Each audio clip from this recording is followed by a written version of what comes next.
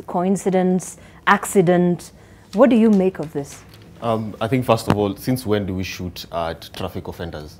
Because that was a traffic offense, for lack of a better word. The car that he was traveling clearly was not the car that was stolen, that was reported stolen. The number plates are very different, not a single digit reads the same. But it reads bad for Kenya because you're looking at an individual, the stature of the individual.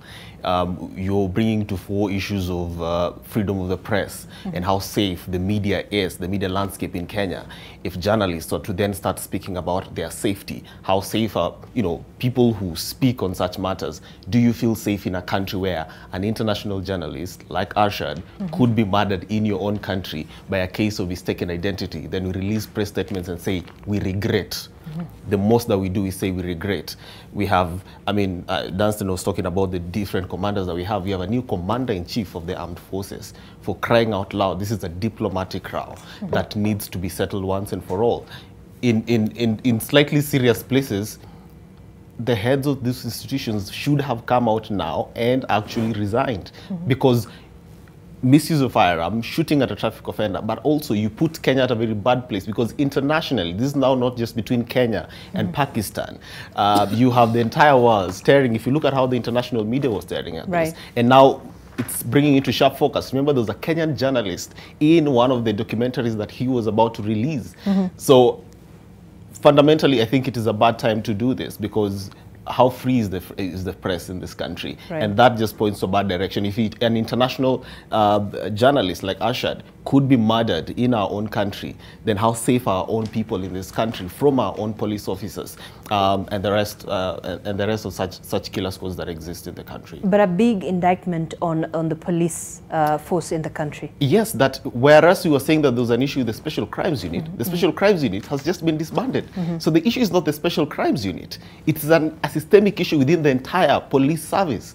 Because if the special crimes units are the ones carrying out the heinous acts that have been reported recently of killing of different, including the Indians who were killed the other day, and there's a case going in court, and then you have non-special crimes unit officers who have been involved in this particular case, then the president needs to now start looking at the entire police service and not just that one place. Because as has been said, during COVID, we had so many Kenyans who were murdered, including children, by, trigger-happy police officers. In the last election, the same had happened by trigger-happy police officers. So ultimately, it's not just an issue of one unit within the police service. It's not just an issue. Because this is, the GSU is concerned with this particular incident here because they're saying, of course, for them, and according to them, allegedly, this was a case of mistaken identity.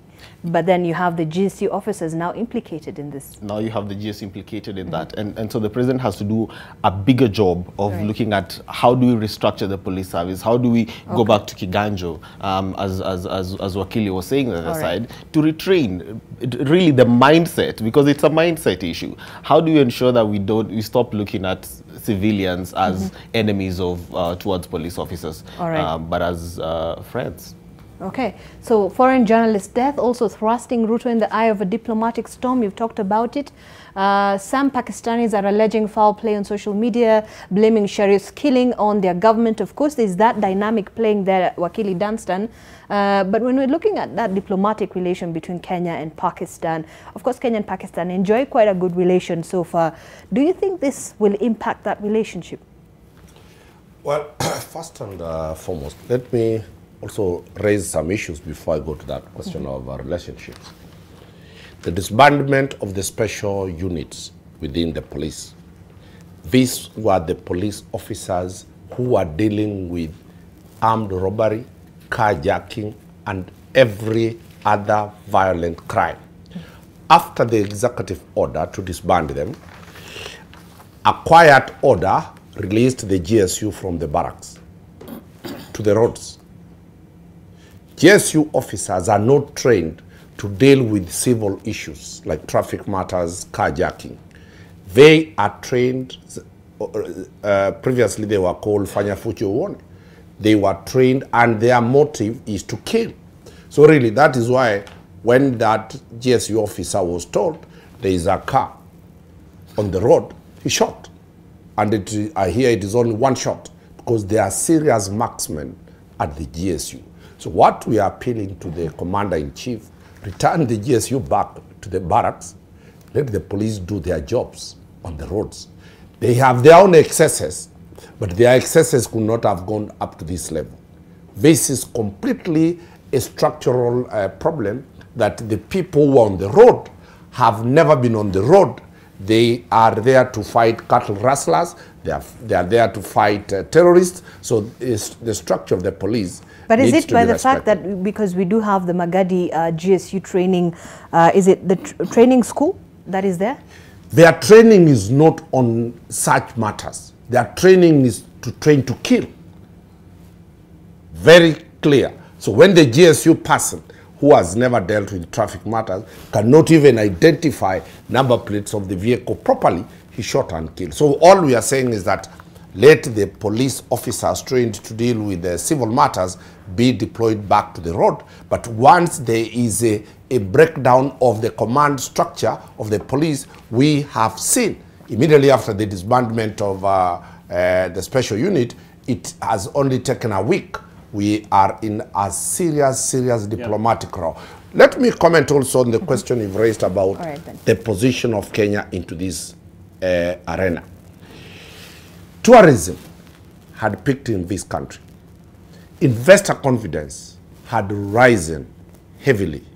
When such a high international figure is shot dead in this country in cold blood, it will impact heavily. It will impact heavily on this country's safety, and that will affect the economy of this country and the image we'll want to portray outside. And I was actually getting to that, the perception of it all. Let me hear from Wakili Ishmael, then we'll come back to that issue. I mean, diplomatic relation between Kenya and Pakistan at this point, where does it stand?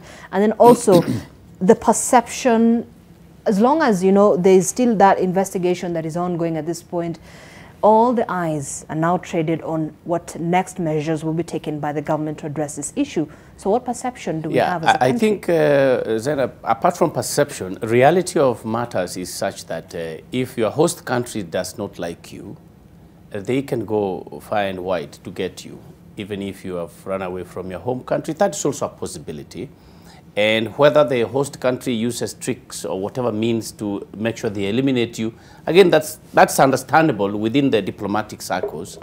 So what we are really going to look for is what report is the national police going to give, and what report will the president give, and so you that he also can, have IPOA, so that including the IPOA, you know, Independent Policing Authority, so that the president can communicate the same information through the normal channels to Pakistan. So diplomatic relations really are not at risk majorly just because of the death of this gentleman. But if it comes out that Kenya was involved in any manner to assassinate or to kill a foreign national, then of course now the issue of diplomatic relations. But in terms of how he died, the kind of report that will come out will determine whether indeed there is a diplomatic tiff or not. But these, you know, killings happen all over the world, and it really should come out clearly that the National Police Service was not involved to aid anybody, as they say now in social media, to assassinate their own. This report should be very clear. Let's just take a look at some of